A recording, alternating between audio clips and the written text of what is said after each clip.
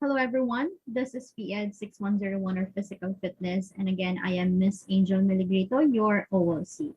So our topic for today, as you can see, is the common discomfort in exercise. So ito naman yung i-discuss natin na yung mga, ano ba yung mga common na mga discomfort na na-encounter natin or na-experience natin when it comes to every time na nag-exercise tayo. So may ilan dyan, kumbaga, for sure ay na-encounter natin or baka may ilan na hindi pa natin na-encounter. So this is a good lesson. Of course, madami tayong matututunan, no? And yung mga cause kung bakit na-encounter natin itong mga discomfort na ito. At the same time, sa practical side, pwedeng makatulong to para at least, no, if in case ma-encounter nyo to, in case lang na mag-exercise tayo at na-encounter natin to, at least matututunan din natin how to deal na yung mga right response natin, yung prevention and yung treatment, yung right treatment kapag in case na in a situation no, na ma-experience natin itong mga common discomfort. So we actually have 6 in this lesson na madidiscuss natin na tinatawag natin ng mga discomfort. Ayan, so I hope you still remember yung lesson natin sa musculoskeletal system kasi may mga ilang part doon or lesson doon na of course, makakonect din natin dito. Lahat naman ng topic natin ay magkakakonect. So, I just want to remind or heads up lang sa atin lahat na I will take few topic and will connect it to our lesson. So, may mga ilan lang naman ako mababanggit. I hope you still remember those topic. Okay, so let's start with the common discomfort in exercises. Ayan. So, the first is what we call muscle soreness. Ayan, ano ba tong muscle soreness na ito? So let's read. Muscle soreness is described as a discomfort or tenderness, especially after a high intensity workout. This is the most common and very basic form of discomfort everyone experiences during and after exercise. And every time you exercise, your muscles will always have the tendency to feel sore. This is perfectly normal. It is your body's way of reacting and adapting to the stress that you have just introduced it to. So kung may pinaka-normal sa lahat ng mga discomfort na na-encounter natin, I think ito yon. No, yung tinatawag natin ng muscle soreness. So na-encounter natin ito every time na mag-exercise tayo. No, may tendency kumbaga na nagkakaroon ng soreness, yung tenderness or discomfort sa specific part ng muscles natin. At yun nga yung tinatawag natin na muscle soreness. Minsan hindi lang natin alam yung pangalan niya, no. Pero yun, no, at pag na-encounter natin ito, hindi naman natin kailangan mag-panic. So this is a normal reaction of our body. Nabanggit nga dito, ayan, it is our body's way of reacting and adapting to the stress that you have just introduced it to. Especially for the beginners or for new, no, new pa lang sa pag-exercise. So syempre maninibago talaga ang katawan natin kapag magsa-start ka pa lang sa pag-exercise, no, or any training na gagawin natin. So that's the reaction, normal reaction of our body sa pag-adjust niya. No, normal lang na may ma-encounter tayong mga discomfort katulad nito. Again, this is perfectly normal. So ano nga ba yung madalas na cause ng muscle soreness? Ayan, first is development of micro tears. So ano ba tong micro tears na ito? When we exercise, your muscle develop or our muscle develop micro tears within the muscle fiber. So na-discuss natin in musculoskeletal system yung sa muscles, no, one essential part of the muscle is what we call muscle fibers, no? So sa muscle fibers natin, doon daw natin makikita tong mga micro tears na tinatawag natin. So tinawag siyang micro tears kasi microscopic ito, sobrang liit lang. Sabi nga dito, micro tears are microscopic tears that develop due to exercise and tension placed on the muscle fibers of the body. Ayan, so let's use this illustration para mas maintindihan natin ang itsura ba ng mga micro tears na ito. Yan, as you can see, ito yung muscle fiber natin at itong arrow, yung guide natin para makita natin yung mga tears. So, ayan, yung mga line na nakikita nyo, ayun, it's like a split or cut, no? So, yan yung mga tinatawag natin ng mga tears or micro tears. Ayan, so, again, nabanggit dito na nagkakaroon tayo ng mga micro tears every time na nag-exercise tayo. No, nade-develop to kapag tayo ay exercise or kapag may mga tension na napupunta sa muscles natin or pressure, automatically magkakaroon ng tears. No? And this is painful, no? Kaya nagkakaroon ng soreness yung muscle natin. May uncomfortable feeling, may discomfort kasi kumbaga parang nagbe-break, no? Nagka-cut or nagsisplit yung mga muscle fiber natin. But it's not totally nasisira siya, no? Normal lang siya na nagkakaroon ng mga tears. At nabanggit nga dito, when these micro tears occur, they eventually heal. So nagre-recover din sila without our effort, no? Nag-heal din sila, just needs time to relax and magpahinga lang tayo. Automatically, magbabalik din po or mag-heal din siya or magre-recover. At kapag nag-recover siya, sabi dito, causes our muscle to become stronger, bulkier, and sturdier. So, yun yung kagandahan. No, this is the reason bakit nag-improve yung muscles natin kapag nag-exercise tayo. Dahil dito tinatawag natin na breaking and recovering of muscle or micro tears. No, nagbe-break, at the same time nagre-recover yung micro tears natin. Kapag nag-recover siya, mas lumalakas yung mga muscle fibers. Ayan. Kaya hindi natin kailangang mag-panic, no, kapag nagkakaroon tayo ng mga or na-encounter natin itong mga development ng microtears sa loob ng mga muscle fibers natin because that is normal reaction ng ating katawan. Okay? So, that is the development of microtears. That's one cause, pwedeng maging nagkakos ng muscle soreness natin. Second is fluid retention. Another possible cause of muscle soreness is that muscle tend to hold fluid within its fibers. Water retained within these fibers irritate the pain nerve endings of muscles. This is the reason why during and after an exercise, you actually feel a burning sensation within your body. So that's one of the reasons. Dahil sa excess fluid, no, na nakaka-irritate sa mga pain nerve endings ng muscles natin. Kaya nakakaroon tayo ng discomfort or muscle soreness. And third is yung pag-overstretch ng muscle natin. So when your muscles go through such tensions and stress, especially when they are not well prepared, it may cause larger tears within the muscles, causing it to feel sorer for a longer period of time. So nagkakaroon tayo ng overstretched muscles kapag hindi handa yung katawan natin at or condition yung body natin before tayo nag-exercise. Kumbaga nabibigla siya sa mga ginagawa natin, especially kapag high intensity workout. So hindi prepared yung body natin kaya nagkakaroon ng mga na-overstretch yung muscles natin. Kaya nagpo-cause ngayon ng mas malaking mga tears. At kapag mas malaking tears sa muscle fiber natin, of course, mas masakit. Kumbaga parang sa sugat, no? Kapag mas malaki yung sugat, mas mahapde.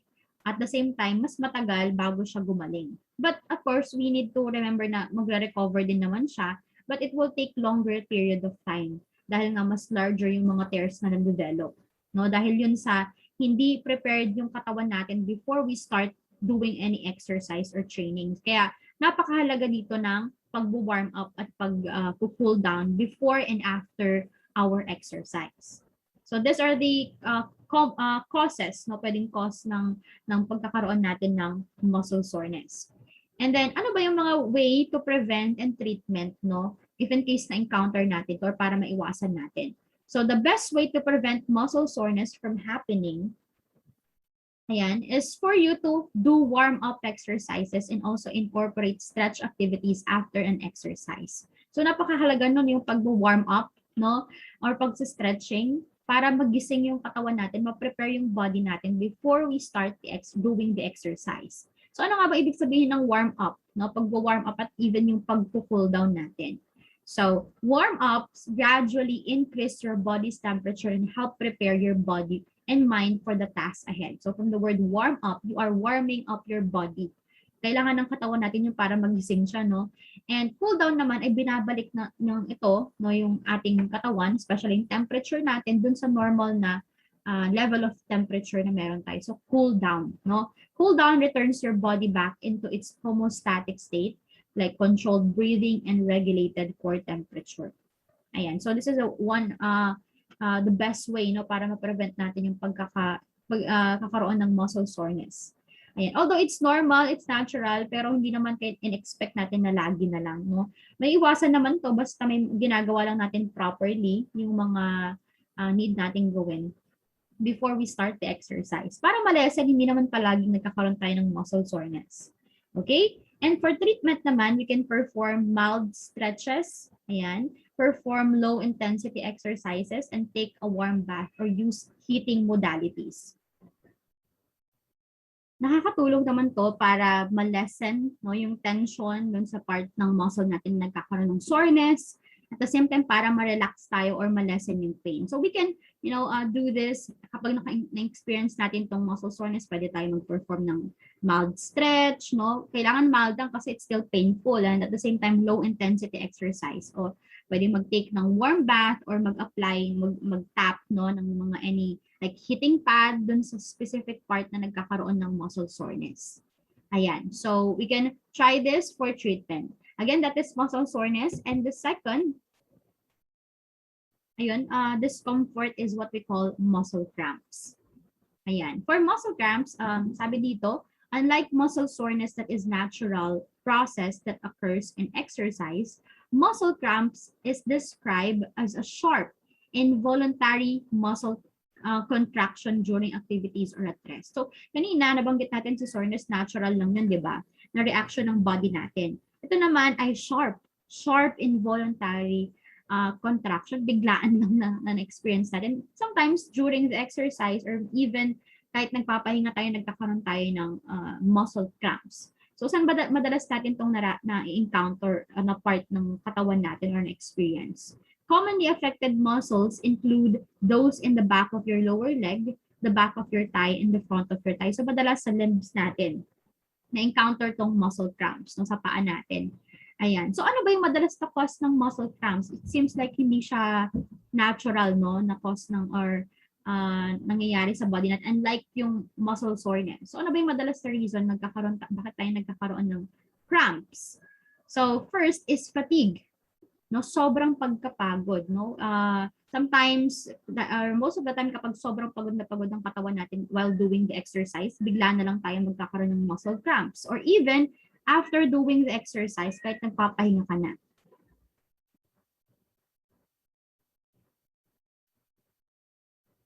So that's the first reason, no, bakit na-encounter natin tong muscle cramps, yung fatigue, yung sobrang pagkapagod ng katawan natin. And second is dehydration and electrolyte imbalance. So ito naman, syempre, we know that kailangan talaga ng katawan natin no, na mapalitan yung tubig o yung fluid or yung water na nawala, kumbaga, while doing the exercise. So kailangan we are also drinking enough or plenty of water kapag nag-exercise tayo. And at the same time, yung electrolyte ay importante din. Electrolyte helps to para mag-function yung mga nerves, yung muscles natin. So we also need to take, no, mabalance yung electrolyte sa body natin. So ang electrolyte, nakukuha natin yan in most of the time, like food like saging, ganyan, banana, which is potassium is also example of electrolyte and also sodium, no? Pero ngayon, meron ng mga concentrated or yung naiinom na natin, na nabibili na natin like sports drink, yan ang mga available ngayon sa mga store. So yung mga yon ay merong electrolyte, no, na nakakatulong para magkaroon ng electrolyte din yung katawan natin. It's not kasi hindi din enough yung water, no, to strengthen or to improve yung health or kumbaga para mag-function ng maayos yung mga muscles natin in other parts or system natin. So kailangan din balance yung electrolyte. And yun, electrolyte imbalance and dehydration can cause muscle cramps. And third is low level of potassium. Sobrang baba ng potassium at calcium sa dugo natin. So isa sa mga nagre-result dito ay muscle cramps, no? And then fourth is strength imbalance. So kapag may certain part ng katawan natin na hindi nagpo-function ng maayos or mayroong tinatawag na strength imbalance, certain part, no, ng katawan natin. So that can cause also muscle cramps. Ayan. So ngayon, ano ba yung mga way natin to prevent or to improve or to treat yung muscle cramps? Since it's yung mga causes niya, di ba, parang sometimes or itong mga to parang dahil may mga nagagawa tayong mali or something in our body na hindi okay. So how can we improve this? Ayan. For prevention, of all the available preventions for muscle cramps, fluid intake is the most important. Fluids may come in the form of water, sweet juices, or sports drink. in whichever form they may come. It will help a lot in balancing the water loss your muscles have experienced during exercise. Once you feel that cramps are about to settle in, it's time for you to take extra fluids to prevent it from happening. So napaka helpful, no? Helpful talaga yung pag-take natin ng water or fluid, no? Pwedeng water, sweet juices, or sports drink. Just make sure na yung iniinom natin ay healthy, no? Even though it's fluid, not all fluid ay healthy, no? So we need to be careful din piliin natin yung makakatulong. Makakapalit talaga ng mga na-loss natin na water. Yan, because of the trainings or exercise na ginawa natin. So kung nararamdaman natin napapagod na tayo, yung mga masasakit na part ng katawan natin, it's important to mag-stop muna and uminom, di ba? Kaya nga nagdadala tayo ng water kapag nag-exercise tayo because that is really, really important. And then, for treatment, stretch the cramp muscles. A possible way of treating muscle cramps is to perform a stretch for that particular cramping muscle. The stretch must be gradual and must be held for 30 seconds to 1 minute while you are simultaneously breathing through the stretch. So it's okay lang din na mag-stretching tayo kahit na may cramps yung part ng ano natin na yun, ng muscles natin. But just be careful na hindi naman intense, kumbaga, na pag-stretch. Gradual siya, kumbaga, na pag-stretching natin. So we also need to be careful. But we can, pwede tayong mag-stretch kapag nagkakaroon tayo ng muscle cramps. Kailangan lang natin ng mag-ingat, how we tawag doon, paano natin ginagawa yung pag-stretch na yun. Especially kung tayo or ibang tao yung iti-treat natin, kumbaga, kapag naka-encounter sila ng cramps or muscle cramps. And then second is we can perform low-intensity exercise. So papasok dito yung mga warm-up, stretches or stretching, at pag-cool down. This way, you are preparing the muscles for the heavy activity that you are about to do. Kaya tayo nagpa-perform nun. Malalesen nun yung muscle cramps na encounter natin. And third, a gentle massage. Doing a gentle massage to the cramping area will also reduce the sharp pain along your muscles. Just press, hold, and release the muscles so that the tension will eventually release itself. So, okay lang din na mag-massage tayo, no? Basta mild lang or gentle lang yung pag-massage natin dun sa certain or specific part. And then, fourth, last is completely stop the activity. So, I want to heads up lang dito na hindi tayo agad-agad nagsa-stop ng activity dahil nagkaroon na tayo ng discomfort. You need to, of course, assess muna natin. Baka mamaya meron pala tayong hindi nagagawang tama, nafa-follow, no? Before you totally stop the activity. So, ano ba yung mga kailangan nating tandaan para sabihin natin na we really need to stop the activity? So, here, sabi, if you are experiencing really bad cramps, you must stop the activity. Pag sobrang sakit na yung mga na-encounter nating bad mga cramps, no, unbearable na siya yung pain.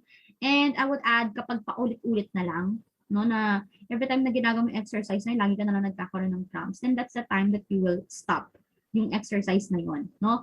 Make this as a warning signal from your brain that something bad is happening in your body. You need to do this to prevent your body from further damaging your muscles and possibly save you from injuries and accident. So that's why we need to stop. There are times talaga kahit na, di ba, pag gusto natin exercise, you really need to stop, lalo na kung harmful na siya. But again, titigil lang tayo kapag nakikita natin na ginawa naman na natin properly lahat, pero meron pa ring cramps tayong na-encounter. So, if sa tingin mo, di ba, nagawa mo naman, na-follow mo naman lahat, then you can stop na. Kasi you pinalo mo naman lahat ng do's and don'ts, no? Proper naman yung pag-execute mo. Pero kung nagkakaroon ka ng cramps kasi dahil pala pinapabayaan natin sarili natin, hindi naman pala tayo nagtitake ng enough na water, o kahit hindi naman pala tayo nag-warm up or cool down, so maybe yun yung dahilan. Kaya kailangan mo lang ngayon ayusin yun and follow yung mga correct way or process para maiwasan mo ngayon yung pagkakaroon ng cramps. Okay? So that is, again, the second, muscle cramps. And second, or third, rather, is we have side stitch or side stitches. A side stitch is described as a sharp pain felt just under the ribs. Typically, you will feel the pain on the right side of your abdominal area. Ay, madalas na-encounter natin ito pag nagja-jogging, no? Hindi ko alam kung na-encounter nyo na ba or na-experience sa lower or sa under ng ribs natin or abdominal area. Diyan natin na-experience yung sharp pain. No, masakit talaga siya, mapapatigil ka na lang sa pag-jogging mo kasi it's really painful. Pero bearable pa naman kaso nga lang masakit din siya. Uncomfortable din. So, side stitches are a common exercise discomfort associated with sport of running and other activities that are done either in a quick, like sprint, or prolonged duration, or in like marathon. And doon natin na-encounter to. So, kahit nag-jogging nga lang din tayo, pwede pang ma-encounter din natin itong side stitch. Ayan. So, ano ba yung madalas na cause no, ng side stitch? First is insufficient warm-up activity. No, hindi tama or kulang no, yung warm-up na ginawa natin, pwedeng minadali natin. Ayan. Or hindi natin ginawa properly yung pag-warm up. So, that can also cause side stitch. Second, improper breathing pattern. Pag hindi consistent yung pag-breathe natin, may mga time na nag-stop tayo or there are times kasi unconsciously, hino-hold natin yung breath natin habang ginagawa yung exercise. No? So, that will also affect, no, pwede mag-cause din yun ng side stitch. Kailangan consistent, kailangan tuloy-tuloy yung breathing pattern natin habang kasi nagjo-jogging tayo. Hindi dapat tayo nag-hold ng breath kasi kailangan ng katawan natin yan. Especially jogging or running is an example of aerobic activities. No? Aerobic activities ay dependent tayo sa oxygen para mag-function yung mga parts ng katawan natin. So, kailangan ng katawan natin ng enough oxygen. Ayan. Third, lack of conditioning and weak abdominal. So, hindi prepare yung body natin, nag-start na tayo agad mag-exercise, hindi naka-condition, hindi na-strengthen yung body natin or weak yung abdominal muscles natin. Yun, nagkakos yun ng side stitch. Fourth, ischemia. Ischemia is heart problem din to, kaso nga lang, it can also cause or yung effect din niya is kulang tayo sa oxygen, no? Lack of oxygen dahil hindi enough yung napupuntang oxygen sa diaphragm natin. So, nagkakaroon ngayon ng pressure. Nabibuild yung pressure ngayon sa abdominal area natin kaya sumasakit. Okay? And fifth is excessively high intensity activity. So, this is applicable sa mga beginner pa lang, sa start pa lang, at hindi tama yung exercise or mali, hindi siya align no, sa level nila. Kumbaga. So if you're going to start an exercise or doing exercise and if you're just starting, kailangan dun muna tayo sa kaya lang ng katawan natin. No? Hindi tayo agad mag-high intensity na workout, no, excessive high intensity, mabibigla ngayon yung katawan natin kapag hindi prepared yung body natin. So you will that is also a factor, no? Pag masyadong heavy yung workout na ginagawa natin, especially if we're just lalo na kung tayo ay nagsa-start pa lang. And six is ayan, the last is diet and hydration level. So kapag kulang din yung tinitake natin na water or fluid, and yung diet ay kapag nag-take tayo ng heavy meal before we start the exercise at hindi tayo nagbigay ng enough time para digest or ma-process ng stomach natin yung kinain natin. So we also need to take note no or maging i-assess din natin no if proper bang nadadigest yung kinakain natin. Lalo na kapag nag-heavy meal tayo before we start doing any exercise. Ayan. So ito yung mga common cause ng side stitch. So how can we prevent this naman yung pagkakaroon ng side stitch kasi it's also painful, parang ano din siya, muscle cramps din yung pain niya no. For prevention, ayan, we can, of course, napaka-importante ng warm-up. Nabanggit na natin kanina, di ba? Warm-up, yung kanina, insufficient warm-up yung dahilan. So, of course, you need to do warm-up properly. Do not forget to warm up properly, prepare your body, and condition your mind for the activity that we're about to do. So, may mga ilan kasi, or most of us, hindi natin masyadong nakikita yung importance ng pag-warm up. Ang warm up lang naman yan. So, sometimes nag-shortcut tayo, minamadali natin, or hindi natin ginagawa ng tama, pero napaka-basic na lang nito. Kahit basic siya, foundation siya kumbaga ng ano natin. When it comes to physical fitness, napaka-importante na nag-warm up tayo kasi madalas ang reason kung bakit tayo nakaka-encounter ng discomfort ay kulang tayo sa pag-warm up or hindi proper pa yung pag-warm up natin. Okay? Second, gradually increase intensity. Like the one mentioned earlier, do not rush into anything or doing any exercises na hindi ready yung body natin. So, listen to your body and let it tell you if you need to exert effort or slow down. No, hindi, especially if you're just starting, then start dun sa kaya lang ng katawan natin. Kung beginner pa lang tayo, start muna tayo sa pang beginner lang muna na exercise or activity. Para, of course, prepared yung body natin at gradual ka lang mag-i-increase ng intensity. kapag prepared na yung katawan natin. Okay? And next is proper timing. So, kapag kumain tayo ng heavy meal, make sure that we are going to give time sa stomach natin para makapag-process or ma-digest yung kinain natin. Okay, now, kung nagmamadali naman tayo, mas better na huwag na lang muna tayong kumain ng heavy meal at just at least take ka lang ng light lang na pagkain, no? That will also give you energy, of course. Hindi naman tayo magpapagutom. Pero, yun nga, wala namang masama sa pagkain ng heavy meal. Basta you will give time for your stomach or ayan, ma-digest yung food before tayo magja-jogging kasi sasakit talaga yung ano natin, yung sikmura natin or magkakaroon ng side stitch. Okay, so proper timing is important. And fourth, stop the activity and stretch or massage the painful area. So, katulad ng muscle cramps, hindi naman tayo agad-agad magsa-stop. We need to think about things then before or mag-assess muna tayo or observe before we start or before we stop the activity. Pero yun nga, most of the time ang side stitch naman nagsa-stop naman yan.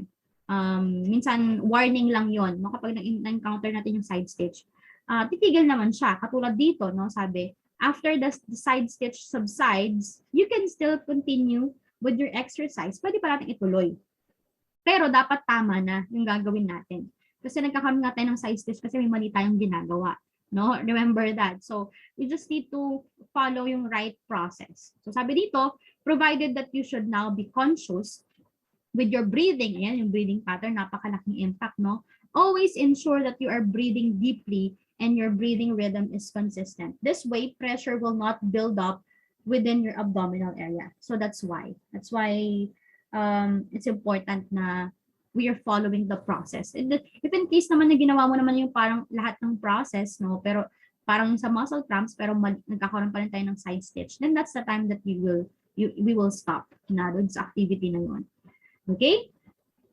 Ayan. So that is side stitch. And the fourth is blisters. So blisters is also common, pero unlike yung nabanggit natin kayo na sa muscles natin, ito naman ay inside or outside rather. Outside naman siya sa skin natin. This discomfort is described as an accumulation of fluid under the skin due to excess friction. Ayan. So dahil sa friction, maybe in the something that sinusuot natin or sa hinahawakan natin, ayan, kung nagkakaroon ng blisters, nag-accumulate yung fluid sa ilalim ng skin natin, no? And if left untreated, blisters can open and crack, exposing the skin to numerous kind of infection. So yun yung nagiging negative dahil nagkakaroon ng infection kapag napabayaan natin tong open blisters. If these blisters eventually become infected, it may cause you to experience pain and possibly hinder you in performing or continuing your activities. Ayun yung malala. Although blisters is simple, hindi naman simple, pero siguro yung word na common lang siya o hindi naman ganun ka lala, no, na discomfort. Kumbaga it's skin, 'di ba, na nagkakaroon ng ano lang pressure sa skin natin or friction. Unlike other discomfort na sobrang sakit, kumbaga light lang ito. So that's the word, light lang siya. Pero kapag napabayaan mo tong light, no, na discomfort, pwede itong lumala. Okay? We need to, of course, treat it properly din. So, saan ba natin madalas na-encounter nakikita tong blisters na to? And if based on your experience, di ba? Madalas sa ilalim ng paa natin, dahil sa sinusuot nating sapatos, or sa floor, masyadong magaspang, ganyan, nagkakaroon ng friction, or sa medyas na sinusuot natin. The bottom of your feet, ayan, the side of your legs, and your little toes, pag sobrang sikip ng sapatos, di ba? Or at the back of your heels, ayan, sa mga mahilig mag-heels, nagkakaroon ng blister sa likod, di ba? Or on your palms. Ayan, sa mga mahilig naman magbuhat, no, ng mga gamit, nagkakaroon ng friction sa palms natin, sa mga binubuhat nating object. Ayan. So, dyan yung madalas natin na-encounter yung blisters. Now, how can we prevent this naman? So, madali lang naman yung prevention natin. So, first is, we can actually apply donut or corn pad. Ayan, nabibili to sa mga local store or beauty stores. Advisable to sa mga girls, no, women or female na madalas nag-heels, madalas nagkakaroon ng blister, ayan, para comfortable tayo. Kasi minsan, kahit nagkakaroon tayo ng blisters, di ba, we still need to wear our shoes. So, masakit siya. hindi naman siya masakit kapag hindi siya natatamaan. Pero pag natatamaan siya, especially kapag nasa ilalim, katulad nito, every time nakaapak ka, no, matatamaan, kakaroon ng pressure sa blisters natin. So, masakit siya. So, helpful tong, ito, donut pad to. Naka-cover siya, nandyan sa gitna yung blisters natin. Of course, kapag umapak ka, hindi directly tatama yung pressure dito. Kasi, ito yung tatama, yung parang foam, no? Nalilesen yung pressure natatama dun sa blister, so hindi siya masakit. Okay, so we can buy this if available sa mga local drugstore natin. And second is pwede tayong mag-apply ng petroleum jelly. So nakakatulong to prevent friction and pressure sa skin natin. So we can apply that para malasan yung friction and pressure. And then third is we can wear double socks, no? Kasi kapag isang socks lang yung sinusuot natin, mas tawag doon, napupunta yung pressure sa specific part ng paa natin. No? At nagbi-build ng water dahil dun sa pawis natin, tapos nagkakos ngayon ng, dahil sa friction, kakalakad natin or while doing the exercise, nagkakaroon ngayon ng blisters. Minsan nag-open siya. At yun yung masakit din. So we can, para maiwasan to, we can actually wear double socks. Yung pagsusuot ng double socks, nalalesen niya yung pressure, no, na mapunta sa specific part ng ano natin, ng feet natin. So na kakalat niya kumbaga, babalance na yung pressure sa legs natin or sa paa natin. So we can wear double socks. And fourth, of course, it's important to clean yung mga open blisters natin. If in case the blister starts to crack or burst open, you simply need to clean it by washing the affected area and by applying antiseptics and bandages on the skin. So we can actually try that. It's important to do this and tawag doon, lalo na kapag magkakaroon ng open na blisters, we can apply, no? It's actually hindi lang talagang kailangan talaga nating maglinis, no, ng mga blisters natin para maiwasan yung infection. Okay? So, ito yung mga ilan sa way how we can prevent and treat kapag nagkaroon tayo ng mga blisters. Ayan. And the fifth discomfort is chafing. So chafing is described as a discomfort in which skin rubs against skin or against any clothing. So parang blisters lang sa simula, 'di ba? Kasi sa blisters is friction, no? Pero dito hindi naman nag-open yung skin natin or parang natatanggal yung or nagda-dry, no? Tapos nag-open yung skin natin. So dito actually nai-irritate yung skin natin dahil sa constant na pag-rub ng pwedeng skin to skin or skin at saka cloth natin or damit natin. This eventually becomes irritated, further leading the skin to crack and bleed. Kaya mas mahap dito or yun, mas masakit yung chafing kasi minsan dumudugo siya kapag sobra na yung friction or yung pressure na ng skin natin, dry skin and then or clothes na nagtatamaan. Kaya minsan nagbe-bleed siya. And it's really uncomfortable. And chafing is a burning sensation or feeling on the skin that is caused by continuous friction. Common areas in which it may occur on your body are, ayan, between the thigh, along the armpits, right on the top of the nipples. Ayan. So, between the thigh, madalas ito na-encounter natin, no, kung even case in your experience, minsan sa sobrang higpit ng suot natin pambaba, pwedeng pantalon, tapos yung tela pa, nagra-rub dun sa gitna ng thigh natin, di ba? So, masakit siya, mahapdi siya dahil dun sa tela ang tumatama sa skin natin. So, yun yung example natin ng chafing. Ayan. Ito naman, medyo to yung right on top of the nipples, no? Pero nangyayari to actually. Madalas sa mga athlete, mga nagjo-join ng marathon, lalong-lalo na sa mga lalaki. Kasi sa tela ng suot ng damit nila, sa tela ng damit nila, no, na tumatama, nag-rub sa top ng nipples nila. So, nagkakaroon siya ng chafing. Ayan. So, madalas sila yung nakaka-encounter nito. Ayan. And along the armpits, syempre, sa sinusuot din natin pantaas minsan. Minsan, sobrang sikip, masakit yung tela niya, nagra-rub siya sa armpit natin, na nagkakaroon talaga ng burning sensation or friction, and nai-irritate yun nag-lead sa chafing. So, paano ba natin mape-prevent or how can we treat? Ayan, since it's uncomfortable din siya, di ba? So, parang sa blisters, pwede din tayo mag-apply ng petroleum jelly. Ayan. Nakakatulong to lessen the friction. Ayan, kasi lubricant siya, ointment siya, no? Yung friction sa skin natin or even sa damit natin. Ayan, para hindi sila totally mag-grab talaga uh, sa pag nagtatamaan sila or nagdidikit sila. And then second, we can wear, it's also important to wear smooth clothing kapag nag-exercise. Yung mga non-abrasive or synthetic, no, na mga material. Kasi nakakatulong siya, pag nagtama yung skin natin or yung tela ng damit natin, nag-glide lang. No? Hindi ganoon kagrabe yung friction, nag-glide lang, nag-slide lang kumbaga yung skin natin. Kasi smooth yung tela. And at the same time, hindi talaga siya too much na nag-a-absorb ng pawis. So, yung pawis natin while we're doing the exercise. So, lightweight din siya, magaan sa pakiramdam. Hindi siya too much, no, na talagang totally absorb na yung pawis natin kasi may mga tela na ganun. Okay? So, we can wear smooth clothing. So, ito yung binabanggit ko kanina, yung masyadong talagang mag-a-absorb ng pawis, yung mga cotton, no, cotton material. So, let's avoid wearing cotton materials kapag nag-exercise.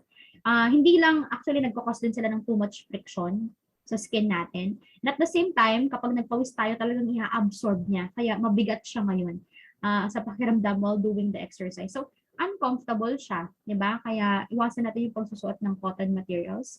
Fourth, avoid wearing excessively loose or tight clothing. So, mahilig magsuot ng mahigpit, sobrang higpit, or sobrang luwang na damit kapag nag-exercise. So, iwasan natin yun kasi pwede mag-cause nga din yun ng chafing. So, at least, no, ito yung reminder sa ating lahat, it's important na mag-prepare din natin yung sinusuot natin. Hindi yun pag-iinarte, okay? Pagiging prepared yun, no? Para maiwasan natin yung pagkakaroon ng any problem, at the same time, comfortable tayo. If we're going to do exercise, napaka-importante na comfortable ka, no? Sa ginagawa natin o sa suot natin para nakakagalaw tayo ng maayos, wala tayong problem at walang magkukos pa ng ibang problem like ito, chafing habang ginagawa ng exercise. So, you want to be comfortable. So, at least we prepare yung susuotin natin. Kung may available naman dyan na pwedeng suotin na helpful, no, na hindi na magkukos ng any problem. Ayan. Yun yung piliin natin. Okay? So, that is a chafing. And last is Shin splints. Ito yung pinakalas na discomfort natin. So the last exercise discomfort is known as shin splints. Shin splints refer to pain along or just behind the shin bone. So this is our shin bone, or we call it tibia. And sa likod niya, or sa side niya na encounter, doon natin experience yung shin splint. Ayan.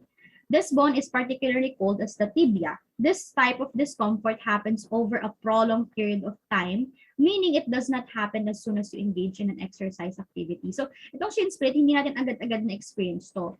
Kapag ginawa mo yung exercise ng sobrang tagal, dun mo lang siya mararamdaman. No? Itong shin splints na tinatawag natin. So, ano ba yung mga cause, no? Common cause ng bakit nagkakaroon tayo ng shin splints? First is, dahil sa constant pressure na napupunta sa bones natin. Ayan, that's the first cause. Runners usually have this type of discomfort. This is because as they push their body off from the floor, the cement also recalls the same amount of pressure that their body places upon it. This pressure becomes very constant, especially when the person has been running for hours. Pag sobrang tagal na nating tumatakbo, and syempre may pressure bawat tapak mo, depende pa kung gaano kagrabe yung pag-force ng pag-apak natin sa floor. Babalik yun sa legs natin, yung pressure na yun. So, constant pressure, syempre, just imagine kung isang oras kang tumatakbo, gaano kagrabing pressure yun na tuloy-tuloy, di ba? Kaya sumasakit talaga yung bones natin or yung specific part ng legs natin, no? Constant pressure applied on the bones. Second ay inappropriate training intensity and duration. Kapag minamadali natin yung training, no, hindi totally na-develop or nasa-strengthen yung muscles natin, ang bones natin, tapos agad-agad mag-jogging ka na or mag-exercise ka na, hindi pa naman ganun ka-strong, no, yung yung bones and muscles natin. So, mabibigla sila na pwedeng mag-cause din ng shin splints dahil sa inappropriate na training intensity at yung duration. And then third, performing quick, minamadali, binibilisan ng mga warm-up, no? Or maling pag-warm up, improper na pag-warm up at pag-cool down.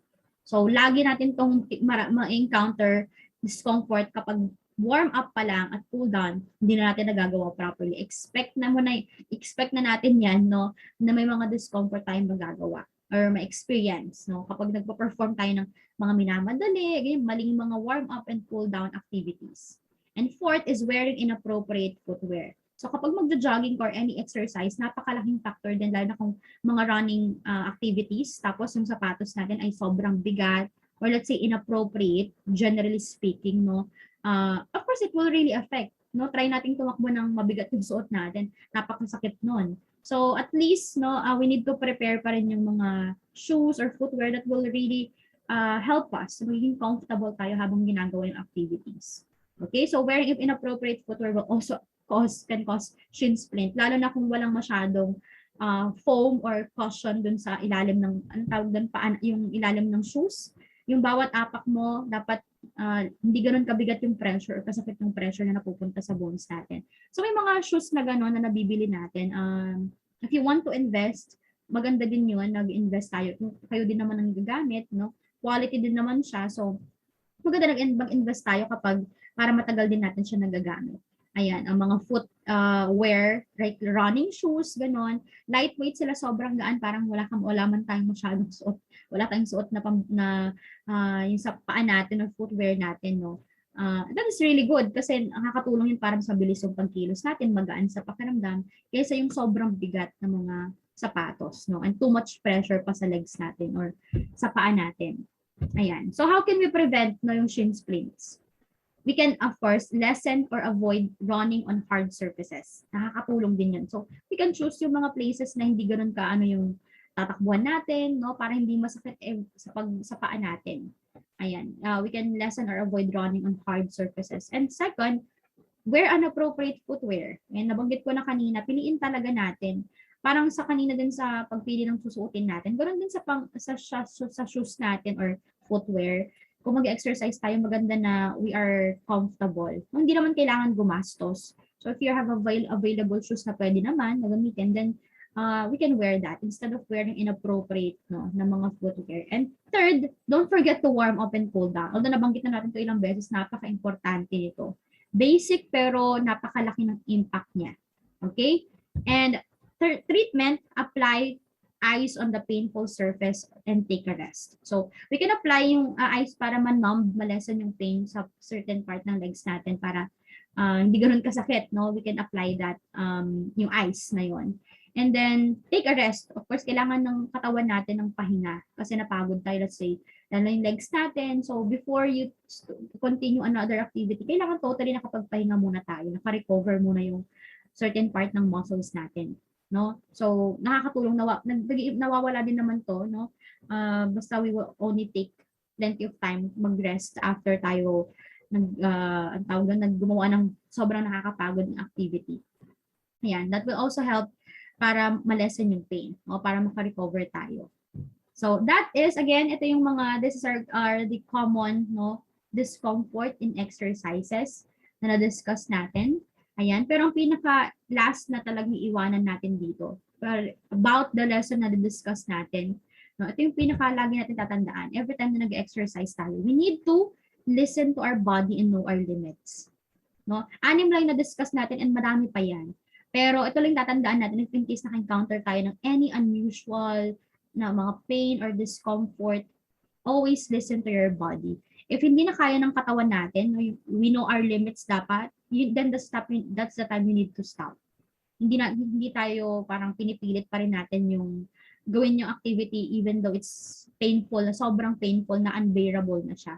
Then that's the time that we need to stop. Walang masama if titigil tayo, lalo na kung harmful na siya sa body natin. But observe muna, no, ang katawan natin ay magbibigay ng reminder, ang brain natin ang magbibigay ng signal if something is wrong. Okay? So we need to listen to our body, kung anong nararamdaman natin, and be honest. Okay? In doing exercise, hindi natin kailangan pagburin yung sarili natin. Resting, yung pagtitake ng pagpapahinga, ganyan, ay importante din. Okay? So I hope that you learned a lot, and if in case ma-apply nyo to or ma-share nyo to sa ibang tao, then that's good. Okay? Para maging practical din itong topic natin, especially in our life. So again, that is our topic is the common discomfort in exercises, and that's the end of our topic.